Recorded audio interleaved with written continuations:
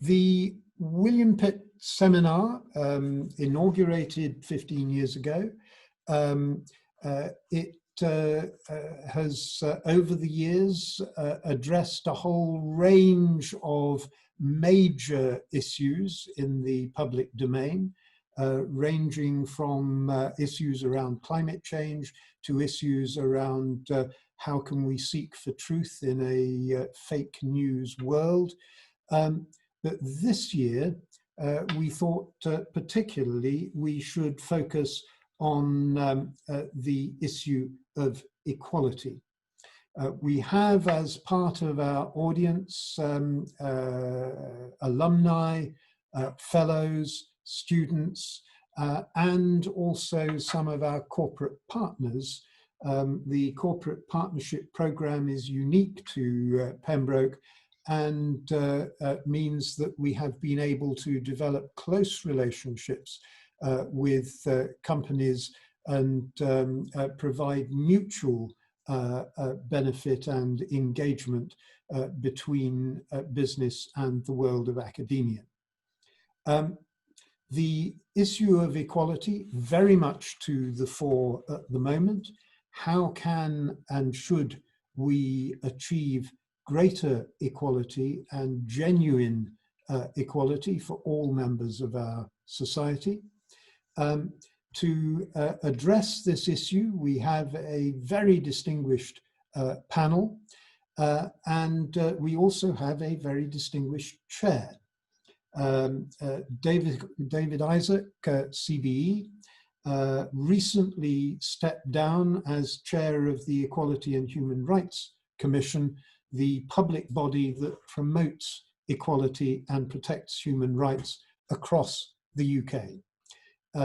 David, we're very grateful to you for coming and being with us today. Over to you. Chris, thank you very much, and thanks for the kind introduction. And as you say, the topic of equality and equality of opportunity couldn't be more relevant today for the reasons that you've alluded to. I'm going to introduce the panelists, and I'll say a few introductory remarks after my introductions and then hand over to our speakers. So I'm delighted to welcome to this William Pitt seminar, Pauline Rose, who is the Professor of International Education at Cambridge. She's also the Director of Research for Equitable Access and Learning, and she's directed UNESCO's Equality for All global monitoring reports. And I'm sure when we turn to Pauline that you will understand the particular insights that she has, particularly in relation to sub-Saharan Africa. Jason Okundaye is our second speaker, who is a Pembroke graduate from 2015. Jason writes on LGBT+ and race issues for a number of periodicals and newspapers, including The Guardian, Vice, and the London Review of Books, and is currently working on a book at the moment in relation to British Black gay men and their history. And finally, joining us from LA, and Hannah, thank you for getting up so early this morning. We have Hannah Minghella, another Pembroke graduate. Hannah graduated in 1997. And Hannah is the president of film at Bad Robot in LA. She's previously worked at Sony and Miramax and has many film credits to her name. I promised I wouldn't mention Skyfall, but I can't really resist it. And Hannah will take some questions on life in Hollywood if you would be interested. Relevant to today's theme, however, is Hannah's work in relation to being a founding member of the LA Women's Collective, which works to promote political and legislative change in relation to gender in particular. So welcome to our panelists. And as I said at the beginning, this is a really timely moment to talk about equality of opportunity. And I hope to be optimistic, even in the current difficult circumstances that COVID, BLM, the Me Too and Speak Out movements suggest. Because as a lawyer who has looked on, particularly in the UK, but the US was ahead of us, we had legislation seeking to provide equality, particularly in relation to race and gender, in the 1970s. And I'm optimistic that things have really improved, although we know, and I often say, much achieved, but still much, much more to do. And one of the big themes for today's seminar is the importance, you won't be surprised, of education in relation to driving change and delivering increased opportunity. And most of our speakers will have education as one of the constituents in their presentations. Pauline is going to talk about early years in sub-Saharan Africa. Jason about widening participation, but in relation to Cambridge, talking about the role of elite universities and how we need to extend not just to the super clever people, but to broaden participation more generally and acknowledging success more broadly. And Hannah talking about the world beyond education, and particularly in relation to California and Hollywood. I will wrap up, as I say. I'll then move to Q&A, and we hope to finish on time. So, and that's my job. So I'm now going to hand over to Pauline to start off. And Pauline, you have 10 minutes on the theme of equality of opportunity. Over to you. Thank you, David, and thank you for this great opportunity to talk about such an important topic. As David mentioned, I'm in the Faculty of Education here in the University of Cambridge, where I direct the Real Centre, where together with colleagues we look at issues around equity in relation to education, particularly in countries in sub-Saharan Africa and South Asia. So my work focus is mainly on low and middle income countries. As we know, we often see education or hope that education will be the great equalizer, but unfortunately it can often actually be a cause for widening inequalities, both between countries and within countries. So even before COVID, and it's difficult to talk now without talking about COVID, but even before COVID, many of the poorest children weren't making it to the end of primary school in countries in sub-Saharan Africa. Only around half of the poorest children were completing primary school. The quality of education in many countries in the context in which we work is woefully low. So only around 250 million children were not learning the basics in literacy and numeracy. And around half of those children had actually been in school for at least 4 years. So they spend 4 years in school and they still can't do the basics in reading, writing, basic maths and so on. So, and this is an issue that is, as David was saying, you know, from my point of view, is particularly an issue that affects younger children. And if we don't tackle the issues of that foundational learning from the early years, we'll see that these children will continue to fall behind and will have great difficulties in catching up.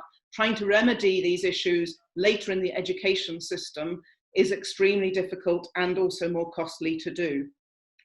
Unfortunately, COVID is turning back the clock. So Ethiopia, one of the countries that we're doing a lot of work in at the moment, in collaboration with colleagues at Addis Ababa University, has seen dramatic improvements in its education system over the past 10 to 20 years. The government has put a huge amount of resources into education and has really prioritized also inequalities in education. But teachers and school principals that we interviewed recently via phone are identifying they're really concerned that children are not going to go back to schools. And this is most likely to be the case in rural communities and amongst the poorest, and for those who are already struggling in school. These children are not necessarily going to go back to school unless extra efforts are put in. Girls are also the most likely to be missing out on school and will continue, and likely to be the least likely to go back. And this can be to do with reasons for domestic responsibilities. They might have care responsibilities for other siblings, or at the moment, healthcare responsibilities for other members of the household. And unfortunately, some of them were already getting married at a very early age. And in the context of this pandemic, and we've also seen in previous pandemics such as Ebola, that girls can get married, getting married at an even earlier age when there are these stresses, health and economic stresses that they face. So there's already great problems in access, and we know that currently, as we're all sitting on this Zoom call, how important technology is in keeping our communications going, and for children who otherwise would have been in school, for ideally keeping their education going. Yet again, we see huge inequalities in access to technology, which means that some children are able to some extent to continue their learning, but others are not. So in Ethiopia, amongst the poorest households, only around 28% of households own a radio, and that's the main means through which they're disseminating education programs for primary schooling. Very few households, whether in urban or rural areas, have access to the internet. So there's not sort of more general access or access to computers. So there is real constrained access to technology, and this is affecting the poorest and the rural areas in particular. The government of Ethiopia, as many other countries in sub-Saharan Africa, are actually putting huge efforts in and did start a recovery plan very early in relation to recognizing, as schools were having to close, that they wanted to plan for how to support, to the extent that they could, teachers and communities in education, as well as to plan for reopening. And I think one can see actually they're potentially being more proactive than many of our own my own government at least. So I think there's sort of real positive signs. The will is there, the concern of really trying to plan in advance and recognize the need to think ahead and to put resources, to the extent resources are available, into making sure that schooling can continue. But there are huge problems. Even before COVID, class sizes were huge. So in some classes, you'd have over 100 children in a classroom in cramped circumstances. Trying to address social distancing is obviously going to be hugely problematic. In rural areas, very few schools would have very basic hand washing facilities. And some of us would have been talking about this for many years. It's been known for many years, and yet it takes a pandemic to make us realise how vital just these very basic resources are for the health and safety for children. So education goes beyond just the learning in the classroom. There's so many other things that we need to think about.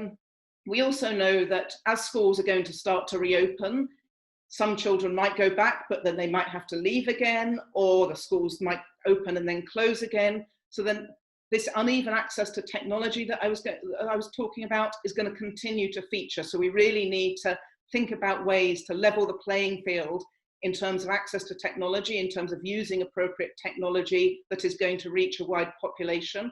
And again, we can see governments in countries in sub-Saharan Africa really thinking creatively about this and working with aid donors to make sure the resources are available.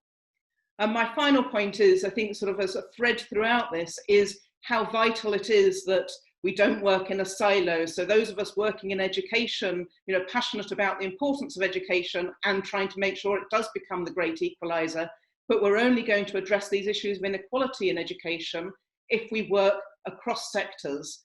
So I'm pleased within Cambridge that I'm co-director of the Cambridge Global Challenges Strategic Research Initiative, which is all about looking across the different expertise within the university that really understands the needs that we need to address to make sure that sustainable development is a reality. So many countries, or all countries around the world, have signed up to these sustainable development goals that we were hoping to achieve by 2030. We're only going to achieve them if we work together collectively. Thank you.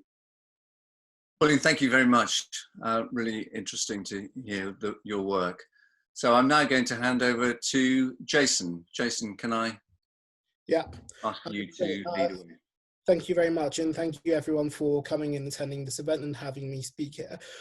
So what I want to speak about is the idea of access into education and what that means for people who have come from a background like mine. So I've been in elite institutions since I was around 11 years old, and that's when I gained admission to a private school, which I got through a combination of a scholarship and a means-tested bursary.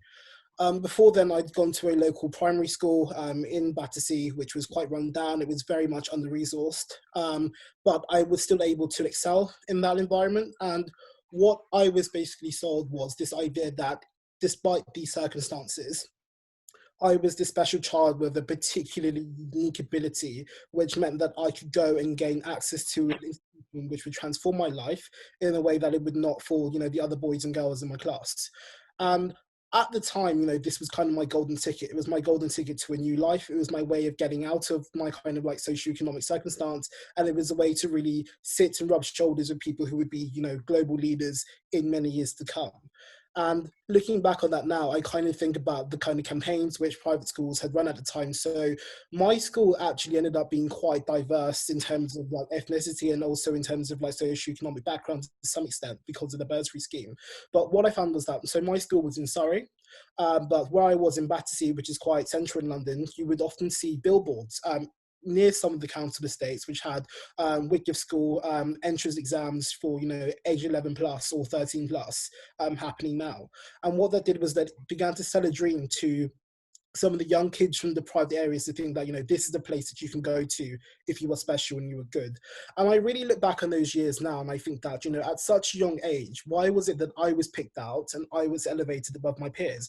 Why is it that I get this golden ticket to education, to something which did end up transforming my life and access to these resources? Because at 11 years old, I was better able to sit exams than peers in my class were. And trying to understand and really go back and situate myself within this context and see that actually this was a case of furthering education and justice has been something that I reckon with, because often for my education and my background, I've been told, I'm privileged and I'm also lucky for what I've got, which is absolutely true. I have been privileged for the education that I've had, but it's also dependent on this idea that boys from backgrounds like mine are not usually worthy of elite education. They're not usually worthy of being given the resources. And therefore we need to pick out, the good boys from the bad boys or the good black people from the bad black people. And now where this often ties in with, university is that, so back in 2018, when I just graduated, I was involved with the Stormzy scholarship campaign. So this campaign was to provide, full funding for tuition fees and also a kind of grant to 2 black students a year attending the University of Cambridge as sponsored by Stormzy. And I was very big on that campaign. I was very happy to front it. I was very happy to speak about it. And I also got to write about it for The Guardian as well. But for The Guardian, I also said that, as much as, we can celebrate Stormzy and these moves to push through black students to elite access to education, we also have to think about who that leaves behind as well, and also who is filling in the gaps for these real failures of, governance and failures of educational justice. So something that I said was that, why is it that often when it comes to the education and outcomes of young black people, we often have wealthy celebrities and philanthropists coming and filling in the gaps where the government or educational institutions should be doing more. And this isn't just the case in the United Kingdom, it's also the case across the globe. We have celebrities like Beyonce or Megan Thee Stallion or Sean or P. Diddy, for example, setting up these kind of philanthropic grants to send children to universities or to get them access to these different institutions. And something that I've always been quite convinced of is that philanthropy and charity, whilst, can signal moral virtue, it also is evidence of failure as well. Philanthropy is evidence of failure, where you are having to get private citizens who have accumulated masses of wealth to come in and sort of rectify these different epistemic injustices. That is evidence of a failed system. Because if we were in the circumstances where black students were able to thrive and were able to, really access institutions or access education, as is the right of every single child in this country, then we wouldn't need wealthy black philanthropists to come and swoop in and kind of set up these initiatives and try to encourage black students into this education. And so often I think that, the University of Cambridge recently patted itself on the back because it intake of Black students to Cambridge had increased. I'm sure the same has also been the case at Oxford. This has been, a collaborative effort between the SLOs and, access teams here, and also the African and Caribbean Society, individual Black and minority ethnic reps. So when I was at Pembroke, I was the Black and Minority Ethnic Officer, and I also launched the first ever Black and Minority Ethnic Access Day, which was very much supported by the Master, Lord Chris Smith, which I'm still very grateful for. The students who attended that event, some of them ended up being admitted to Cambridge, not necessarily to Pembroke, but to colleges in Cambridge. Since these events have set up, there's been an explosion in the number of Black students. When I started at Pembroke, I was the only Black student in my year. At the time, I think there were only around 35 in my year group in the entire university, which was a really isolating experience. But now I know that there's, over 100. I recently saw a photo from the matriculation of students at Pembroke, which showed 5 Black boys, and there were even more girls. I thought, this is fantastic. But I also don't ever want to pour too much praise onto this, because sometimes when we focus at that top level, at the kids who get into the private schools, the grammar schools, Cambridge, Oxford, LSE, Imperial, we also don't necessarily look at, access on different levels. So issues which plague Black students aren't just about getting into the top universities. Over the summer in 2018, on the Northern Line, an activist group set up this campaign called No More Exclusions, which looked at the school to prison pipeline. It looked at how detention becomes isolation, becomes exclusion, becomes a student being referred to a pupil referral unit, and becomes a student being put into a young offenders institution. And something that really, opened my eyes to this is that when I graduated, so I work now as a freelance journalist, but for 2 years after graduating, I was on the civil service fast stream. And for a year of that, I worked in the Ministry of Justice in the youth custody service. So looking at the, under 18 population of the prisons. And what was interesting was that I worked with another caseworkers, to look at the cases of these individual students. And without fail, nearly every student, nearly every young person I'd come across, their issues usually started, in the classroom environment. It started there. It started then with them being singled out, or them being, marked as a kind of troublemaker in that environment, and it set them onto the pipeline of ending up into a young offenders institution.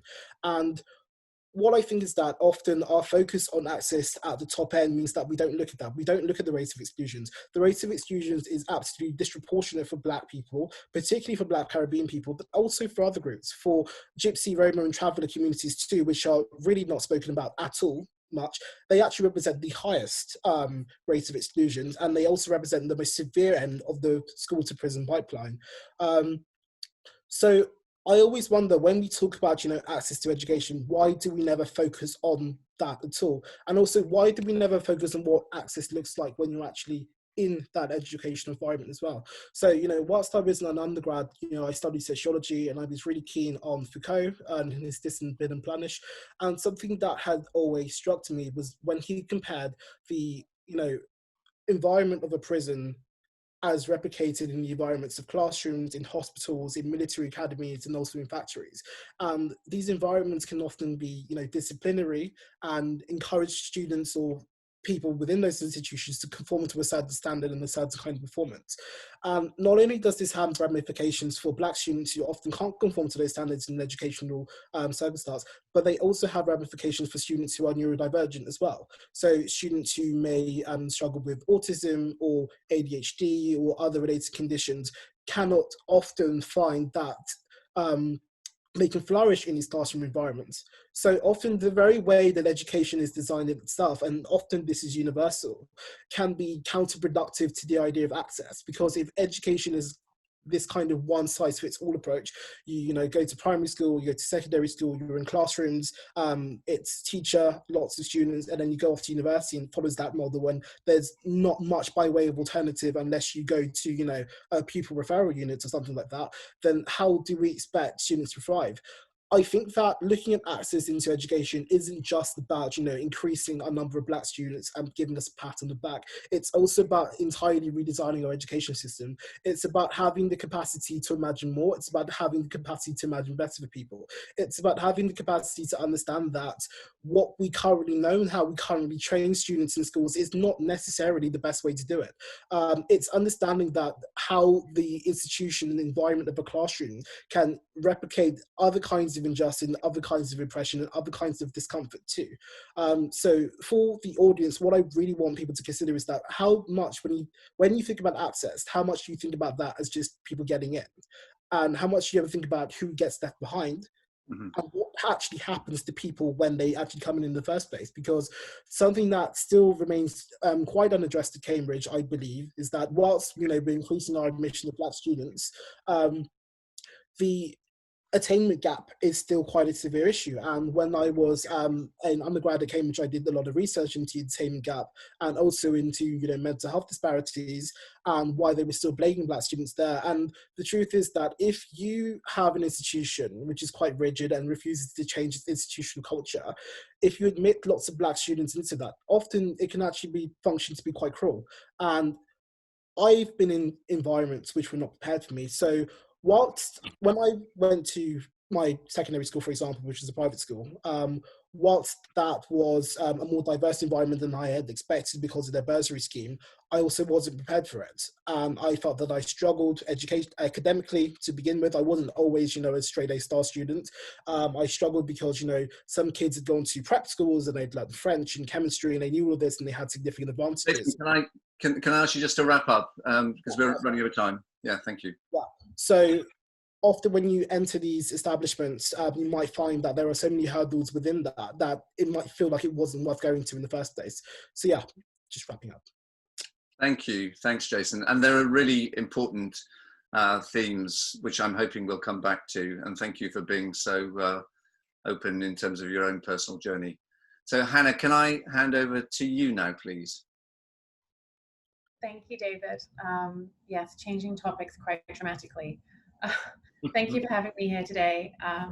I'm here obviously as an alum of Pembroke College and as a woman who works in the entertainment industry.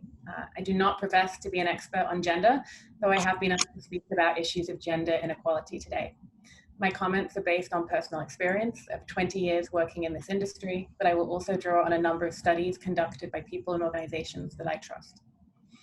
For context, I worked as a studio executive in Hollywood for nearly 20 years, first at Miramax and then at Sony Pictures Entertainment. A year ago, I left the studio system to work for J.J. Abrams and Katie McGrath to run their motion picture division of their production company, Bad Robot. I have long been concerned with the systemic issues in our industry relating to gender inequality. I sat on the board of Women in Film for nearly 10 years. I am a Reframe ambassador. I am involved with the Time's Up organization, and I am an advisor to the USC Annenberg Inclusion Initiative. Most importantly, though, I'm also the mother to 3 daughters. And for as much as I love telling stories and making movies, advocating for women's rights is a conscious and deliberate focus of my work. In 2016, a veil was lifted in Hollywood, or perhaps shattered is a more appropriate word. Me Too brought to center stage a broken system built to favor men and built to protect men. And let me pause here to acknowledge that since I started my career, I have worked with and I continue to work with men who are kind, brilliant, and who actively mentor and promote women within our industry. But I'm also not the right example. I am a white woman. I received a world-class education, and I was the daughter of a world-renowned filmmaker. I entered the workplace with a girls' school bravado and a Cambridge degree, feeling confident that there was no glass ceiling above me. A few years later, I was introduced to Amy Pascal, the then chairwoman of Sony Pictures Entertainment, a brilliant and generous woman who took me under her wing. She gave me a literal and metaphorical seat at the table, and she set the example for what a woman in power can achieve. And while I'm incredibly grateful for all of my privilege and every opportunity, I am painfully aware that my story is the exception to the rule. I have spent most of my career either being the only woman or one of the only women in the room where key decisions were being made. And while I was proud to be in those rooms, and I am proud to be in those rooms, I have always felt a burden of responsibility. Furthermore, as an adult woman in this world, I have found myself in deeply uncomfortable situations with men, and I have found myself the unwitting poster child for pay disparity. In 2016, as Me Too shattered that veil, I found myself, like all the women I know, re-experiencing and reframing all of my experiences. Everything we had implicitly been taught to accept suddenly felt unacceptable. Somewhere along the line, I had learned to laugh at the inappropriate jokes and smile politely when interrupted. I had been rewarded for having a thick skin, like it was a badge of honor. And suddenly I realized that this was the great con, silently enabling behavior that was uncomfortable, inappropriate, and demeaning. I slowly began to realize that maybe my thick skin was not a badge of honor. Maybe the braver, truer thing was to be thin-skinned, to feel the injustice, to take offense, to speak up and speak out. And after the veil was shattered, women started telling their stories. And in those stories, the collective experience was undeniable. And where there had once been denial or a quiet, lonely shame, there was suddenly rage, collective rage. And from that rage, a movement grew. For too long, I have sat in rooms full of women, analyzing issues of gender, sharing experiences, and brainstorming solutions. Women know there's a problem. We have always known. We face a broad range of inequality. Some women experience it in the most extreme forms, but all women experience it in small ways every day, in how we are spoken to or not spoken to, in how we are interrupted, in how our ideas are ignored or co-opted, in how our appearance is commented upon, in how motherhood is seen as a distraction for women, but heralded for men, in all of the double binds and all of the double standards. Women don't need to talk to each other about these issues anymore, and the burden of responsibility should no longer fall on us to fix a broken system that we did not build in the first place.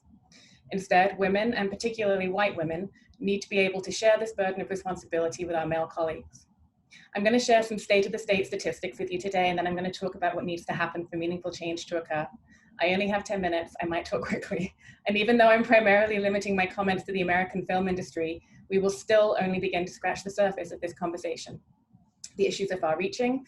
They are issues of sexual harassment, pay disparity, career advancement, representation on screen and behind the camera. And these issues get more complicated and more depressing when we start to look at how they intersect with race, sexual identity, or physical ability. So let's look at the statistics. Just last week, the latest report from the Anita Hill-led Hollywood Commission found a remarkable bias gap in the entertainment industry, with women across all demographics, quote, roughly twice as likely as their male counterparts to experience every form of biased or unfair behavior. That report went on to conclude that since the Me Too movement began, and again, a direct quote, men in Hollywood appear to inhabit a parallel universe when it comes to their overwhelmingly positive perception of progress. 75% of men see progress being made in welcoming and valuing diverse backgrounds compared to 63% of women, and that number drops precipitously to just 47% for Black or African American women. White men continue to dominate film and television executive suites, from senior management to television network and studio heads. That underrepresentation in the executive suite is mirrored by the underrepresentation behind the camera. So let's talk about female filmmakers. Earlier this year, the USC Annenberg Inclusion Initiative published a report that found that from 2007 to 2019, an average of only 1 out of every 20 top-grossing films were directed by women. Of the 57 female directors identified in that study, 46 were white, and just 11 were women of color. So if we revisit the male to female ratio and compare white men to non-white women, then the ratio is even more bleak. There were 92 white men working for every non-white woman. Yet non-white women represent 20% of the US population.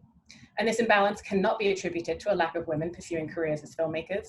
This is a pipeline issue, this is a bias issue. There are roughly equal numbers of male and female students in film schools in the US. 34.5% of independent films are directed by women, but there is a huge drop-off when it comes to women directing the top-grossing studio films, down to just an average of 4.8% over the past 13 years. The USC Annenberg report explored whether attributes of successful directors reflect stereotypical characteristics of men or women. Nearly 1/3 of traits were coded as masculine, and less than 1/5 were coded as feminine. This suggests that conceiving of the directing role in masculine terms represents an unconscious bias that limits the extent to which women are considered for the job. Furthermore, there's a perception that traditionally male genres, such as action and horror, may not appeal to female filmmakers. A reliance on these stereotypes undermines professional opportunities for women and biases decision-making.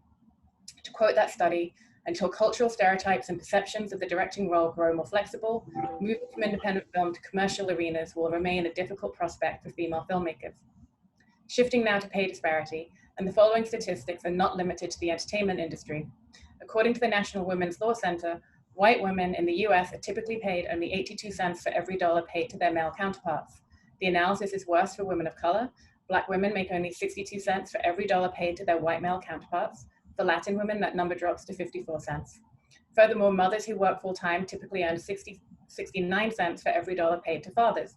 Women are affected by this wage gap as soon as they enter the labor force, and the gap continues to expand over the course of a woman's career. Over a 40-year career, a woman will have to work an additional 9 years to make up that wage gap. women with disabilities earn 80 cents for every dollar compared to their male counterparts with disabilities. And this is true regardless of education. So what do? We have the data, we have proof that there's a problem, a multitude of problems. In fact, the system is broken. And as an industry, we have to collectively and intentionally decide to fix it. Proactively with every decision that we make, who we hire, what stories we tell, and who tells those stories. We all have to ask ourselves if we're doing enough. We have to ask ourselves if we are part of the problem or part of the solution. The film industry, like all industries, is being shaken to its foundation by the economic pressures and disruption of the coronavirus. But it was already going through seismic changes long before that, decreasing ticket sales at movie theaters, the rise of the streamers, the consolidation of studios. Hollywood needs to remake itself, and it needs to remake itself as an inclusive industry for everyone. And I'm not just talking about women, I'm talking about all people of all races, all religious backgrounds, or sexual orientations, or physical abilities. It needs to remake itself in the image of the audiences it hopes to connect with. And if it isn't trying to connect with everyone, it will fail. So whether motivated by doing what is right, or whether motivated by doing what is economically prudent, change must come. And how do we do this? It's an overwhelming question to answer in just a few minutes. Clearly, there's no single solution, or we wouldn't be having this conversation. And I am loath to reduce the answer to a list of seemingly simple solutions. We have discussed a multitude of intersecting issues already today, and each of these issues is driven by multiple factors. There can be no one solution. However, clearly we need more women in leadership and decision-making positions. We need to examine hiring practices. We need to strengthen our equal pay laws. We need to support mentorship and professional sponsorship. We need to engage in unconscious bias training. We need to change the fallacy that there aren't enough qualified women available or interested in doing these jobs. We need to teach girls about money, about how to talk about money without feeling uncomfortable, how to ask for what they want, and how to negotiate for themselves. And the list goes on. And much of this is already happening. There is reason to be optimistic. Changes are occurring throughout the industry. Since Me Too, the number of women directing studio movies has more than doubled from 4.5% in 2018 to 10.6% in 2019. The Academy recently released their new representation and inclusion standards for Best Picture. Beginning in 2024, a film submitted for the Best Picture will need to meet the inclusion thresholds to be eligible. Similarly, BAFTA already requires films to meet at least 2 of 4 BFI diversity standards to be eligible for both the Outstanding British Film Award and the Outstanding Debut by a British Writer, Director, or Producer Award. When we talk about systemic problems or a broken machine, it can seem overwhelming, but we mustn't be daunted by the scale of the problem. Individuals power movements. Joanna Burke coined the phrase Me Too in 2006 to support women of color who had been sexually abused. In 2016, it was adopted as the rallying cry for all women everywhere. Individual women bravely telling their own stories of abuse and sexual harassment powered a sea change in Hollywood. Never underestimate the power of a single voice. Never underestimate the power of your story. The enormity of the work that needs to be done is undeniable. We must celebrate the progress that has been made, but we must also recognize that progress is fragile and too easily undone by complacency. We have seen the power of the collective in facing these challenges, and we are all more powerful than we think. We all have more power than we think we do to have impact as individuals, as consumers, and as storytellers. Thank you. Hannah, excellent. Thank you so much. And you've covered so much in such a short space of time. I now would like to just seek to draw together some of those themes, and I'll do that very quickly and then move on to some of the lessons that I've learned, which really chime with many of the points that we've covered already and heard about this afternoon.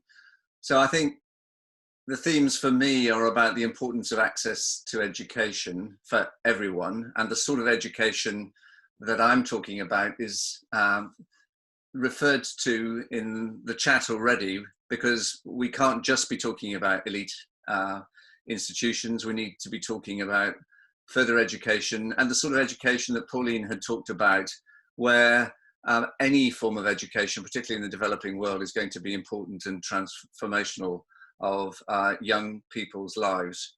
And we know that education, in my experience, does actually give rise to increased knowledge and imagination. And for me, imagination is key to developing empathy, which really does represent a first step in beginning to understand the disadvantages of others. In relation to Jason's points about how we mustn't forget people who don't go to elite universities and are not in elite education. There are so many people whose potential is overlooked or forgotten. And I think the pipeline that you were talking about, Jason, is one that we really need to be alive to, particularly to avoid that very close connection between lack of success at primary school and entrance into the criminal justice system. And Hannah, you covered so much that was so pertinent to obviously Hollywood, but equally to the issues that we're dealing with in, well, the whole of the world, but in the UK in particular in relation to gender stereotyping and the sorts of practices that I'm keen to move on to, because you ended by talking about individual responsibility. Jason talked about the responsibility of the state. And what I learned from being chair of the Equality and Human Rights Commission was that the power of the individual, but also the responsibility of the state, and in particular, the responsibility of employers, is absolutely key to transforming the sort of change that we, I'm confident, all aspire to deliver, and is what brings us together on calls like this afternoon. So what did I find, and what have I learned from being chair of the Equality and Human Rights Commission, which, as Chris said at the top, is an institution that seeks to promote equality and protect human rights? Well, sadly, what I learned was that it's really, really hard to talk to people because they take a very polarized and narrow view. And I mentioned empathy in relation to the importance of education, because so many people in my experience see the promotion of one group of rights as disadvantaging another, the zero-sum game. They don't listen. They trade in stereotypes. And one of my biggest challenges was to move beyond the stereotypes and to dip into detail, which leads me on to my next point, and others have talked about it, because data, in my view, is absolutely key to delivering change. Data has been key to driving the sorts of discussions that we've been having about gender pay disparities in the UK, but I know elsewhere and in the US, as Hannah referred, because data demonstrates the gaps that exist. And without that hard evidence, it's virtually impossible to persuade some groups of people that either they're not going to be disadvantaged or that we don't need change. So I'm always imploring employers to provide information.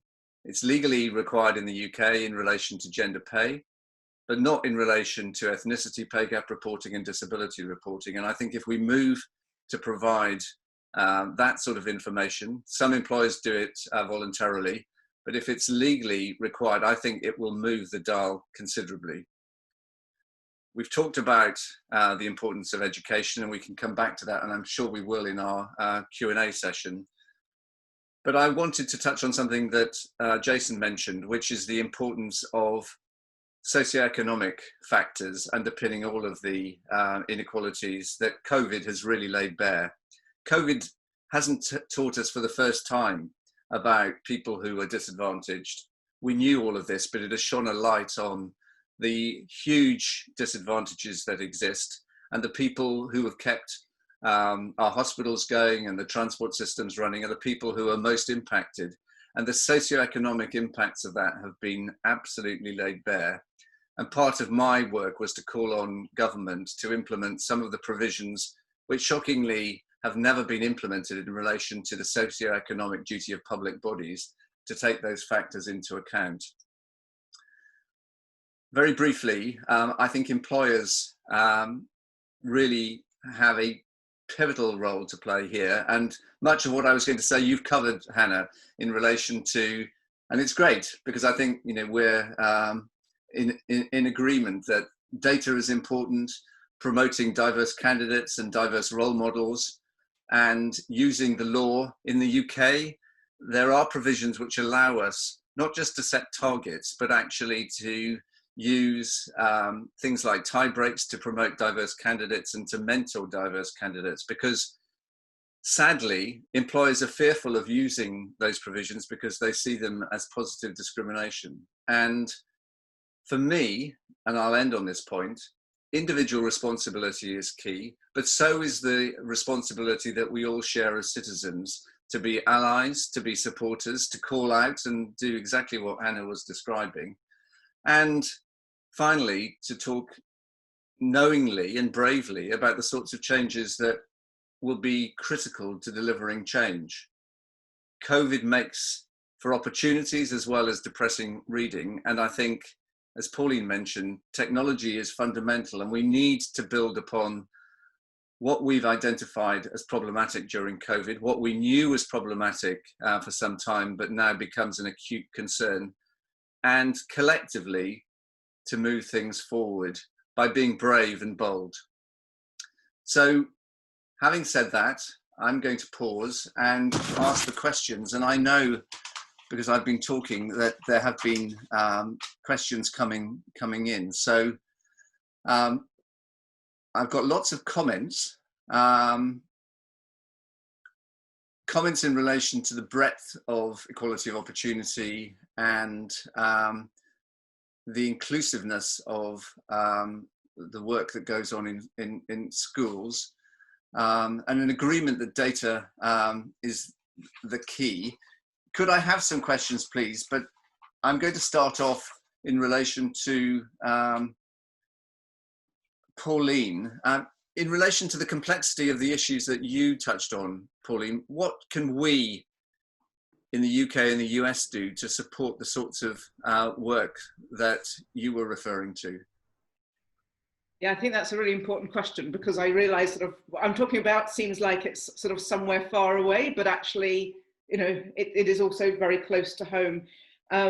I think the number one thing actually builds on what others have been saying, is about being well informed. So it's great to see so many people here, and we're sort of informing each other. I'm learning from things that Jason, Hannah, and you, David, have been talking about. So being well informed about things that might be outside of our usual existence. Data is, as you say, key. So we in University of Cambridge are obviously really keen to make sure there's high quality research.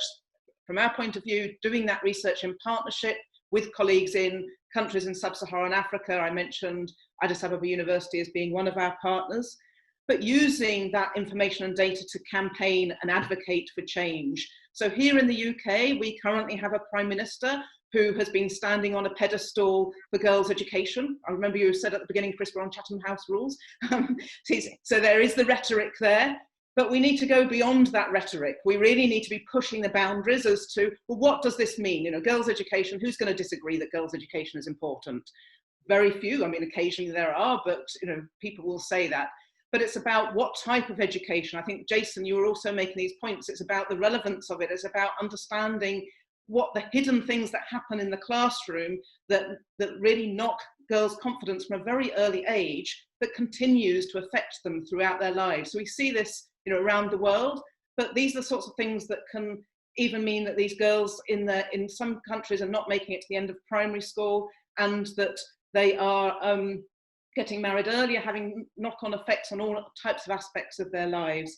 So I would really encourage those of you in the UK to be informed and to really advocate and campaign when you're hearing about this importance of girls' education from our government, as to what we need to do and how we need to change things transformationally. There is also going to be a campaign to increase education funding from the Global Partnership for Education, which is a multilateral fund for education. Education is really underfunded already, and as we know, you know, there's huge health needs at the moment, but there's a danger that that's going to take from the already underfunded education pot. So also campaigning for resources to meet those countries that have the needs the most, making sure it then reaches the populations that need it the most. Pauline, thank you very much. Chris, I think you have a question, and I'm not sure who you're directing it to. Lots of questions coming in, so thank you for those. I'll try to get to them all. Chris. Yes, it's really a question that I saw in the chat was picked up also by Rachel Bircher, who said since the 2015 William Pitt Seminar that we had on being different, we've had Me Too, we've had Black Lives Matter, we've had a greater awareness of issues facing trans communities. What has actually changed for underrepresented groups beyond a wave of awareness in these last 5 years? And actually, I think that's a very powerful question. And I sort of link it with, we've had well-meaning governments here in the UK over the last 20 years plus who've created committees, set up boards, passed legislation. Has it actually made a difference? And how can we move from campaigning and awareness raising to actually succeeding in making a difference on the ground? And Chris, who are you directing that question to? A general question. A general question. To the panel, I think. Good, thank you. Would anyone like to respond? Shall I start off, Chris? Because I think the EHRC experience is actually relevant, and obviously I'll bring in colleagues. I think it's really easy to overlook some of the progress that's been made, and I think we need, as somebody said earlier on, to celebrate the progress that has been made. But I do think that, that there's lots of empty rhetoric, and I think lots of governments do actually put things in place but don't adequately resource them or give them the kind of political support that they need. And I talk very personally about the Commission, because the Commission, was set up 10 years ago. It was started with funding, adequate funding, and during the 10 years has been cut by 70%. And one of my biggest challenges was to try to deal with the breadth of the remit with massively reduced resources. And so I'm skeptical about how governments' fine words are translated into practice in relation to the sorts of tools and the resources that are made available. And that's clearly a very acute issue in the third world in relation to Pauline's work. But colleagues, would anyone like to add to what I was saying? I think that moving away from, because the fact that everything seems to focus on awareness raising campaigns is something which also frustrates me. And what I think is key to actually implementing action is moving away from the comfortable to the ugly. And what I mean by that is often, say, for example, when it comes to, as I said, around Black students, when we, have these awareness raising campaigns, you might say, oh, there's only so many Black students at Cambridge, and therefore we need to raise awareness around access to elite institutions. But we don't want to look at the ugly. We don't want to look at the Black students who aren't excellent, who do fail. We don't want to look at those different issues. And often I also think that sometimes when, some progressive movements are, championed or their causes are pushed, often that can be kind of leveled at the expense of other movements. So, for example, often at the moment with the entire, debate around transgender rights, the transgender rights activism and movement is often used to pit against this kind of so-called gender critical feminism and women-led movements with this false idea that the existence of trans people represents a kind of existential threat to womanhood or woman as a category, or to any person of a kind of like binary gender identity which matches the identity of birth. And I think that often governments are able to kind of co-opt some progressive language to basically say that, we're really keen on improving, attainment, access, or diversity, or standards, or treatment for these groups. So I think one example of this I always have is that in the chamber, when there were, you know, deportation flights in February, which I was basically protesting against, there was a charter flight which meant to deport, you know, groups of people to Jamaica, people who had either never been there before or had left the country when they were 3 and now were here with, you know, like families and everything. And in the chamber, the Home Secretary, Peter Patel, basically argued that, you know, the people they're deporting are not the, you know, the good, upstanding, Windrush generation, the very good citizens of Britain, the people who are well behaved. They are criminals, they are thugs, they are people who have, you know, who have outraged public decency. And I think that often our institutional and, you know, on the ground response is often to kind of say, you know, oh, you know, these are good people and they're well behaved and therefore they deserve to be there. But we don't actually want to deal with the ugly and the fact that even if someone has outraged public decency or done something heinous or committed a crime, it doesn't mean that they should be exiled from their home.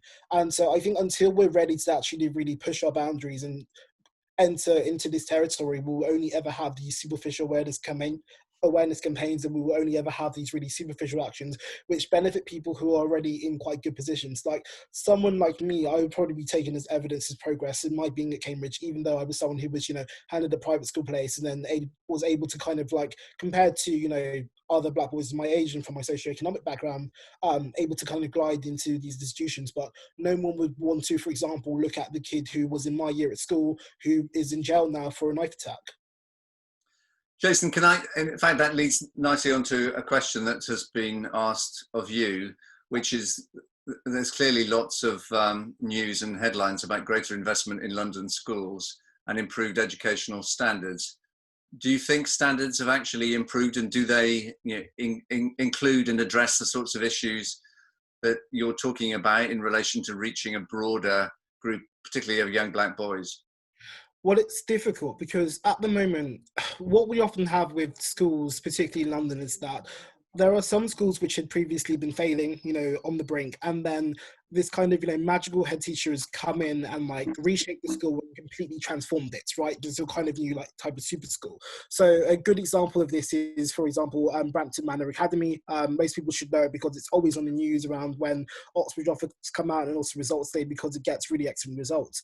And obviously it's excellent, but the model for education can't rely on, you know, people coming in and fixing up these schools and making them into super schools. And also our focus always, as I said, tends to be on the fact that, you know, some students are able to perform more excellently. It doesn't look at the fact that actually there are still students who are not even making it to the exam hall in the first place. So, I mean, I don't have the data to hand to say whether... But do you feel optimistic, I guess, as somebody, you know, who has been the beneficiary of that system? Yeah. You do? Do I feel optimistic? I mean, I feel optimistic with regard to the progress of black students. I mean, obviously, this isn't to downplay the fact that, you know, increased admissions and, you know, the ability for black students to imagine themselves in better situations is good. But I am someone who personally never wants to lose sight of, you know, who is left behind there. Yes, yeah, thank you. Hannah, can I ask you a question that's come in, which was about the tipping point that meant that women felt able to speak out, and what we can learn about your experience for other situations, please. Yeah, I think that what happened in this country is that Hillary Clinton lost the election, and a man with pretty toxic views towards women was made president of the country. And that led to not just a women's march here, but as we know, global marches around the world. And I think a realization of, I think a lot of women were caught very off guard by the idea that Trump, who seemed to be a reality TV show celebrity, was deemed more qualified for the role of presidency than an incredibly qualified, capable woman. Not to be too political, but that was a tipping point. And that led to the Women's March. And then that led to women coming forward and speaking out against Harvey Weinstein and other men in our industry. And it was a wave, and it was a wave born of the collective rage that I think we woke up to of, oh, we've not made as much progress as we thought we've made. And the minute everybody sort of admitted that to one another, it became undeniable. And so I think, to pick up on an earlier point, the reason these movements are important is because we have to raise everyone's consciousness so that nobody can deny the issues. And so that then, frankly, people can be held accountable, because you can be held accountable things that you can't claim you don't know. So I think that is the importance, but it's not the solution. It's just kind of lays the groundwork for, you know, the work to then be done. And Hannah, you talked about, you know, the importance of intersectionality and everybody taking responsibility. There's a question about whether inequality can be tackled across issues and characteristics that are seen to be separate. And that in particular is an issue in relation to, you know, gender and race issues, as well as socioeconomic issues, you know, that I alluded to. Do you have any views, you know, particularly in relation to, you know, the industry in which you operate, about, you know, how we can move beyond the silos? And in fact, you know, the silo approach is something Pauline talked about. Do you see any evidence that we're moving beyond our silos? I think there is more conversation between the silos than there perhaps once, and there's more awareness that these are complex issues and that the intersectionality makes it more complex. And I think I'm very aware that as a white woman, the burden and responsibility falls on me more than on non-white women, because I do have more privilege. And so I think there are some conversations that are easier to be had within your own groups, and then there are conversations that need to be had across groups, and we have to listen to each other, because I don't presume to know what non-white women need or are important to them. And so I think we're in a really interesting moment of dialogue. And no, I don't think there's been enough change, but I think there is a much more heightened sense of awareness and desire to see that change come. Thanks, Hannah.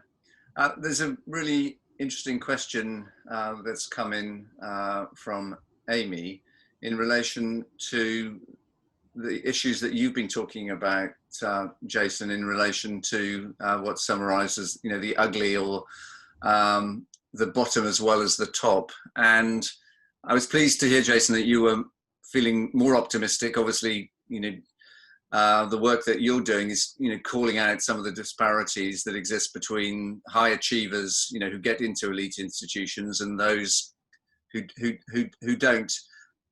But how do we move beyond just identifying the ugly, in inverted commas, to actually address those issues so that we acknowledge the merit and the talent of people who don't go into further or higher education, but still have you know, values and attributes that we should recognize? Well, I think the problem with discussing this on a panel like this is that, you know, ultimately, I mean, I assume that none of us actually have the power to, you know, implement the kind of change which is needed for people from backgrounds like mine. And ultimately, education is also a matter of public health. Education is also about housing. It's also about, you know, employment. It's also about, you know, your access to welfare as well, and social welfare. And so that's where I find, like, in terms of the barriers, you know, that different young students come across, sometimes it's to do with their individual financial situations, you know, sometimes it's to do with the fact that they can't necessarily escape their local geographies where they might have been tied up with certain toxic cultures. So I've spoken and worked with boys in the past who've literally just not been able to relocate from where they are. They've found themselves trapped in quite toxic situations, but they've not had the finances to be able to relocate. Or there have been times when people have been forced into more cramped or squatted housing because, you know, the housing which they've been in has been made, you know, unlivable or has been knocked down because of gentrification.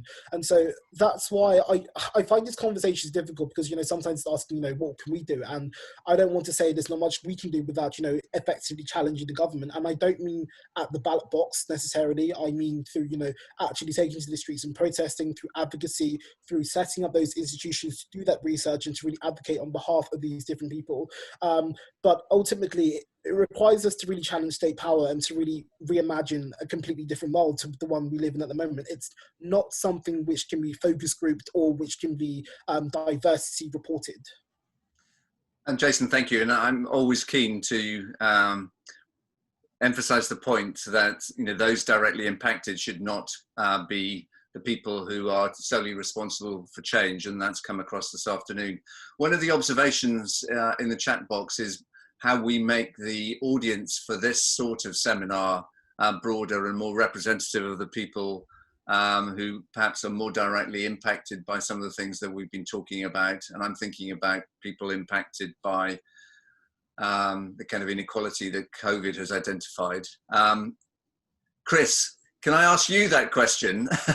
I mean, how do we broaden, the really good debates that people are commenting upon to ensure that these ideas are more widely disseminated by Pembroke and by Cambridge? I think in a way, part of my answer to that is the debate has already been being broadened, especially over the last year or so. Firstly with Me Too, then with Black Lives Matter, and then with a realization that has become pretty wide about the inequalities that COVID has thrown up. To me, I think the two questions are, firstly, how do we get the sort of intelligent knowledge of background and experience that has come through in many of the contributions today, how do we get that into the public domain and discourse? And secondly, how do we project forward from public awareness and discourse into specific steps that governments can take, that companies can take, that the world of business can do, and indeed the world of academia can do to improve what it's doing. And I think both of those two things are necessary, both improving and enhancing the quality and background of the discourse, but also thinking about how the discourse can issue into action. Great, thank you, thank you. There's an interesting question from Richard, who describes himself as a board member of a group of entrepreneurs in Cambridge that is desperate to diversify its membership, but struggling to attract applicants who are anything other than white middle-aged males, and makes the point that diversity is not just a problem of exclusion.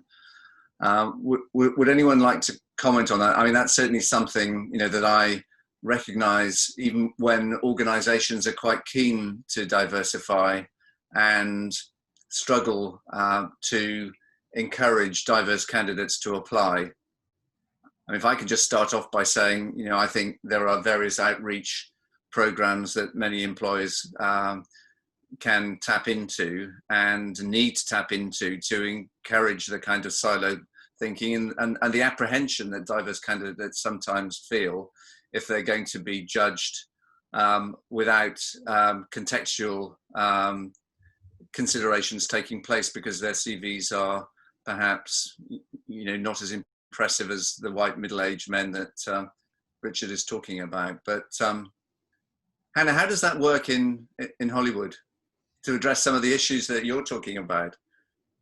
Yeah, I think that it's a common refrain in Hollywood of well, there aren't enough qualified women, and or filmmakers to choose from. So we want to hire more women, but we can't find them. And yes, there are absolutely more men who have directed more movies than there are women. And so on a really simplistic level, that's true. But there are plenty of men who graduate film school with a short film or a music video or their first independent film who then get hired by the studios to direct a big, expensive blockbuster. And the same opportunities are not often afforded to women. So I think this is a pipeline issue. And I think that it can be about where you're looking. It can be about how you present the opportunity in order to elicit the response that you want.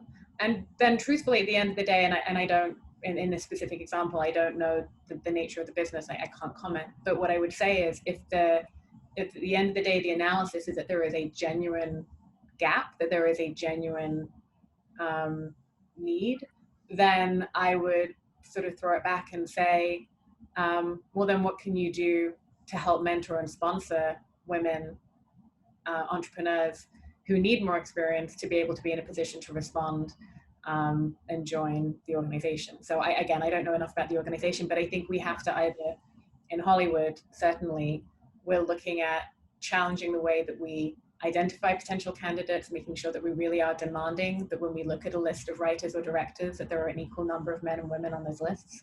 If we get recommendations from agents and they send a list of only men, we send it back and we say, thank you very much. Can you please add some female clients? And if you don't represent and more female directors, please can you go and find some to represent?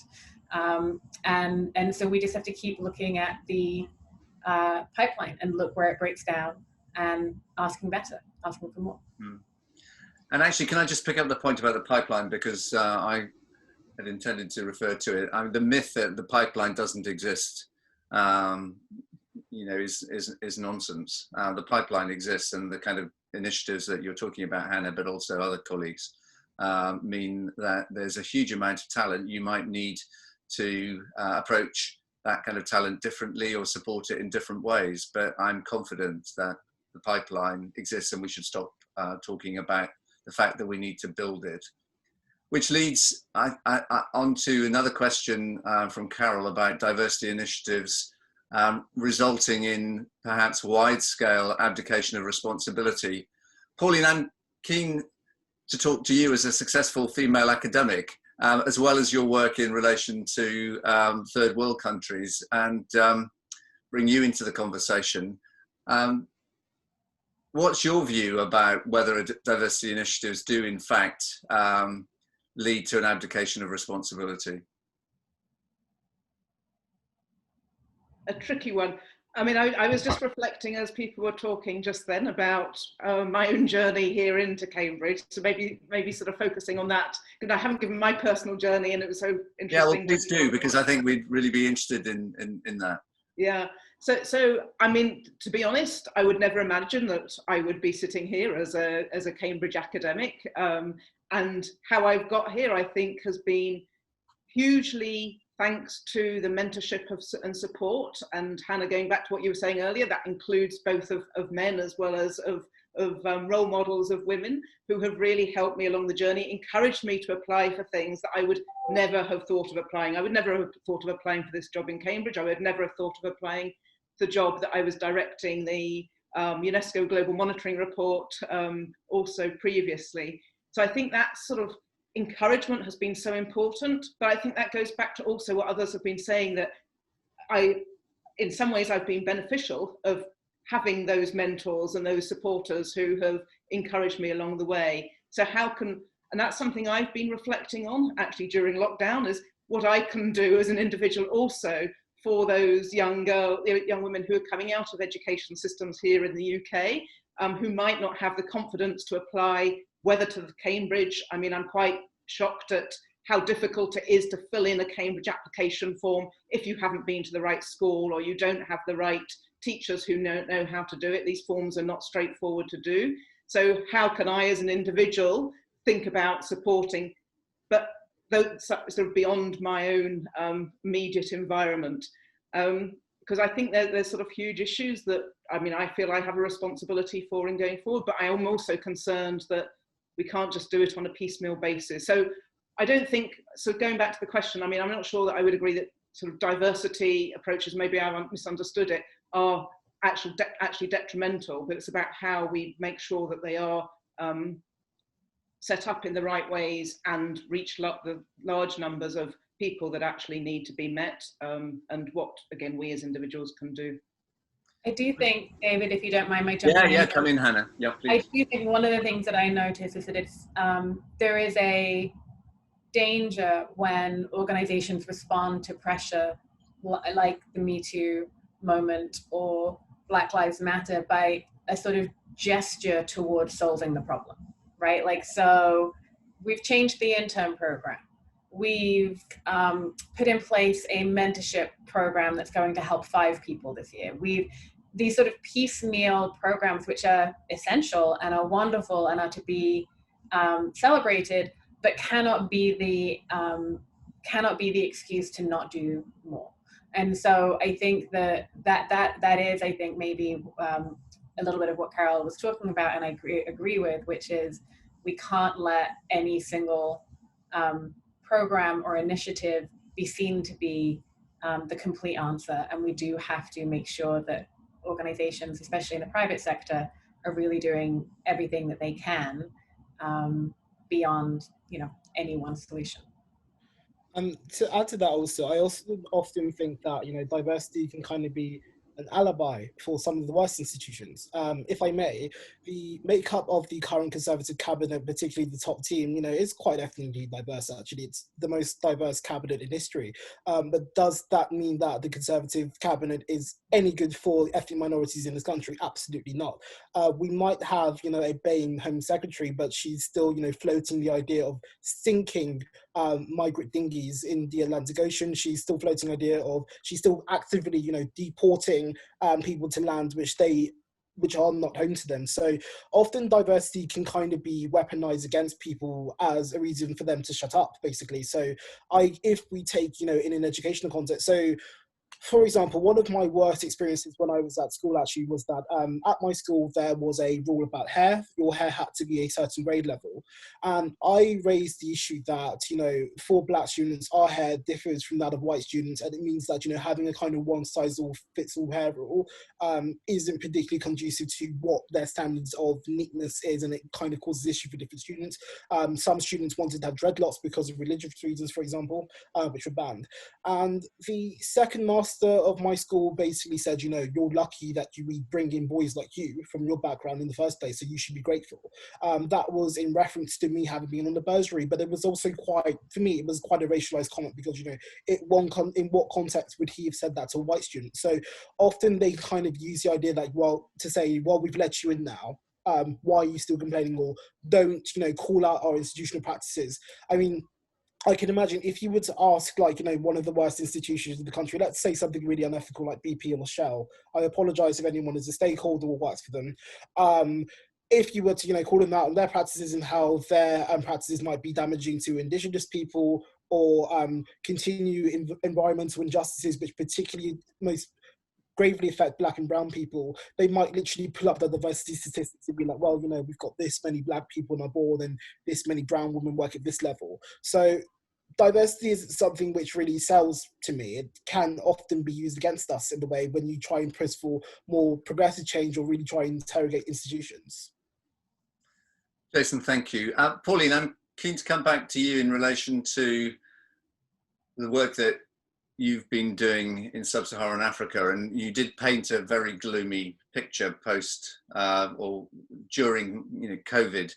Can you share any sort of more optimistic insights into how things may develop? I mean, we spend a lot of time talking about the opportunities that COVID actually is going to present. You talked about technology. It's the silver lining, but you've identified what we can do and how we break down silos. But can you share any insights that make us positive in relation to the work that's happening to reach more young people, not to create divisions, but to create more unity and empower more people to succeed? Yes, maybe a couple of things. I think in a sense, the sort of flip side of the negatives about COVID really potentially widening inequalities is that inequalities are being talked about more than ever before, and others have mentioned this already. And in the context of some of the countries in sub-Saharan Africa, it was already recognised that these were huge issues, but I think it's even more at the fore in relation to thinking about how resources are distributed, about the sorts of programmes that need to be put in place.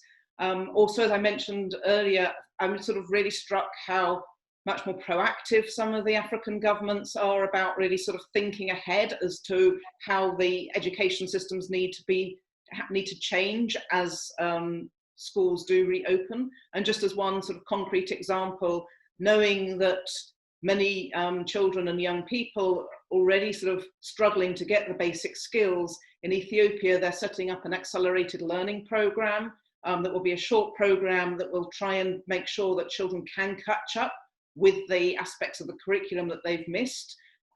in a short period of time to get them back up to speed and to support them. So I think there are a lot of positive initiatives that are going on. The lack of resources is going to continue to be a problem, as it's going to be a problem everywhere.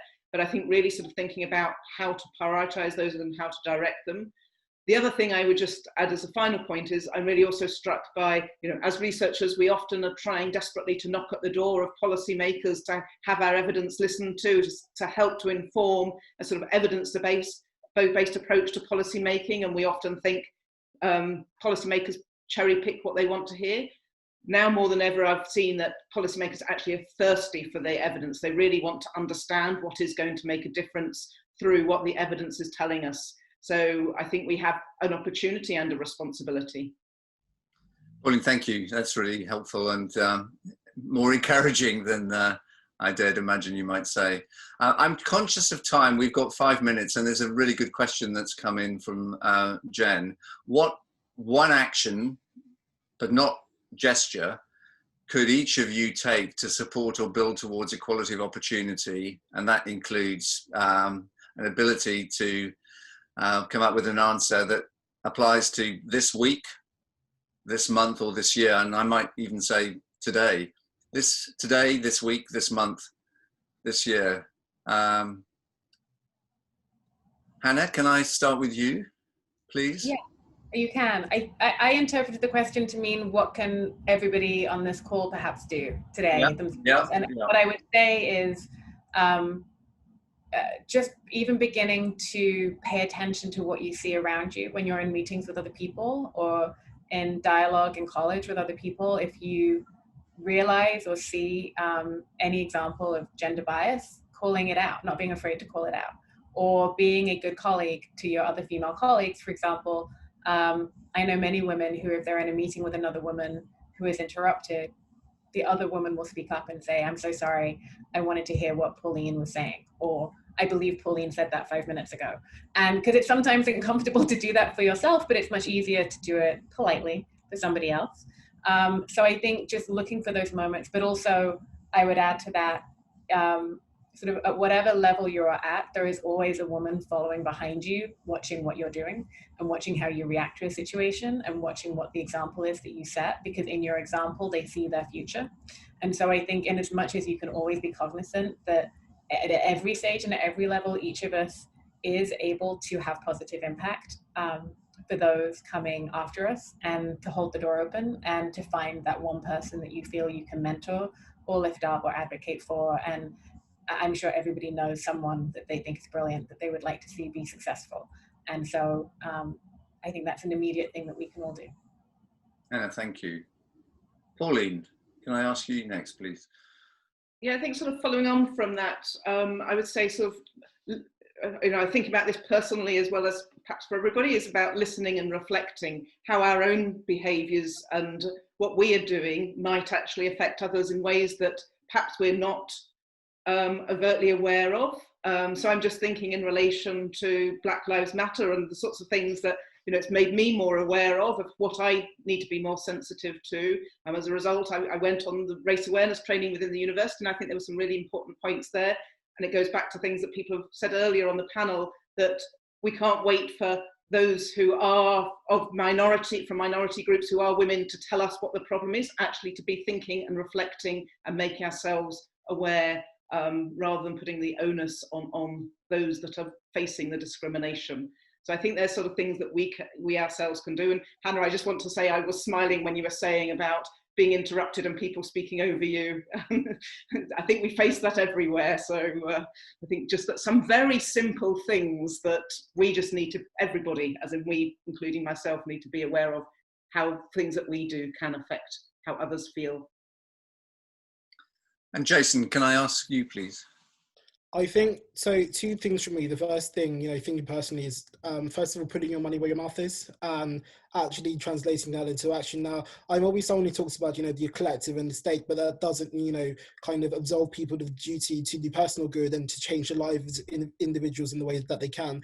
I mean, so I work as a freelance journalist, and I get quite a lot of work in that. I mean, something I do, it's small, but if there's, a certain job which I think I could refer to a younger Black person who might be like a student student journalist or more junior in the career, has never had a paid opportunity before, I might share contacts with them, or I might share resources with them, or train them through it, or give them lots of advice so they can do it. Because I think something that I could easily end up doing is being like, I want to be the sole black gay journalist in the UK writing on these issues, and I don't want to be. I want there to be loads of us, and I want loads of us to be able to achieve that position. So I think really it's not just about the kind of like individual introspection, it's also about looking around you and seeing who you can help. The second thing is, and this is something I don't think is ever really addressed, because often when we talk about, what we can do and how we can be allies or whatever, the object of that is often assumed to be a kind of like middle-class white man. But something that I try to think about a lot is that even when you are a marginalized person, to think about how your own position can kind of be weaponized against other groups. So for example, for me as a gay man, often me being a gay man is weaponized against transgender people, or it's weaponized against Muslim people, for example. So transgender people are sometimes viewed as an infringement on the LGBT rights movement, or as a perversion on it, or Muslim people are often seen as inherently homophobic and as a kind of dangerous threat to gay people like myself. And being able to actually reject those calls and say that actually that kind of advocacy is not something that I want in my name, to say that I will not tolerate transphobia or Islamophobia or any other kind of bigotry which is placed in the name of me as a minority. Because often I think this is where sometimes people, even from marginalized groups, because it's not just straight white men, can be complicit in that. It's when the transgender rights movement is pitted against the women's movement. It's when queer movements are pitted against, people of different ethnic backgrounds. It's when white women are pitted against black men, and black men are seen as a particular sexual threat to white women. So I think for people in the audience who aren't just straight white men, also think about yourself and where your different positionalities might actually be weaponized against other groups and make conditions worse for other groups. Because the worst thing I think you could do as a minority is actually to step on a ladder and get up there and then put it up for other groups as well.